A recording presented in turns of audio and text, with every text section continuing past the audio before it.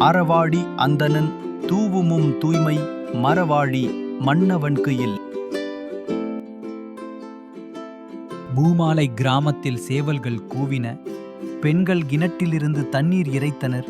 பனைமரங்கள் காட்டில் மெதுவாக அசைந்தன. அறிவு என்ற சிறுவன் கிராமத்தின் அழகை ரசித்துக் கொண்டே நடந்து சென்றான். அறிவுக்கு இதுபோன்ற காலை வேளைகள் மிகவும் பிடிக்கும். அப்போது அறிவு தன்னை யாரோ பெயர் சொல்லி அழைப்பது கேட்டது. அவன் நெருங்கிய நண்பன் முத்து சோகமாக இருந்தான். அறிவு, பொன்னி போய்விட்டாள். என் பசு அதை காணவில்லை. கவலைப்படாத முத்து, நாம் அவரை கண்டுபிடிச்சிடலாம். அறிவுவின் அமைதியான காலை பொழுது உண்மை, நீதி மற்றும் நட்புக்கான ஒரு பணியாக மாறியது. அந்த பாதை அவர்களை கிராமத்தின் ஓரத்தில் இருந்த ஒரு பெரிய வீட்டிற்கு அழைத்துச் சென்றது.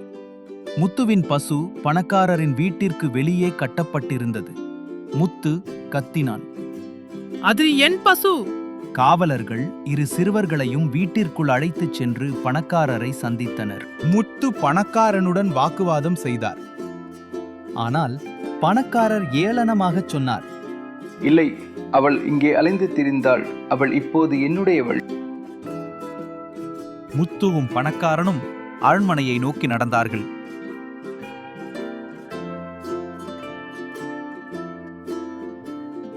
அறிவு ராஜாவிடம் எல்லாவற்றையும் சொன்னான். பொன்னி எப்படி திருடப்பட்டாள், பணக்காரன் அவளை எப்படி திருப்பித் தரவில்லை என்பது பற்றி. அவர்களுடன் நின்ற பணக்காரன் முகம் சுளித்து, அவள் என் வீட்டிற்குத்தானே வந்தாள். அதுவே அவளை என்னுடையவளாக்குகிறது என்றான். ராஜா தலையசைத்து, அப்போ பசுவிடம் கேட்போம் என்றான். அரண்மனையில் இருந்த அனைவரும் அமைதியாகினர். பசு முன்னோக்கி கொண்டு வரப்பட்டது. பசு அவர்கள் ஒவ்வொருவரையும் பார்த்துவிட்டு அறிவு நோக்கி சென்றது. ராஜா சிரித்தார்.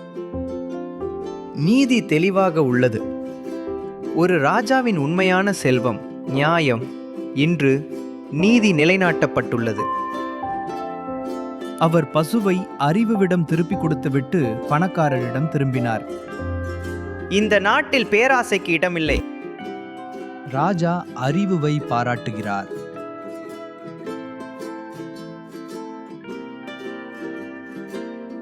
ஒரு ஞானியின் உண்மையான செல்வம் தூய்மையாகவும் நல்லதாகவும் இருப்பதுதான். ஒரு ராஜாவின் உண்மையான செல்வம் நீதியாகவும் நியாயமாகவும் இருப்பதுதான். அறவாடி அந்தணன் தூவுமும் தூய்மை மறவாழி மன்னவன்கு இல்.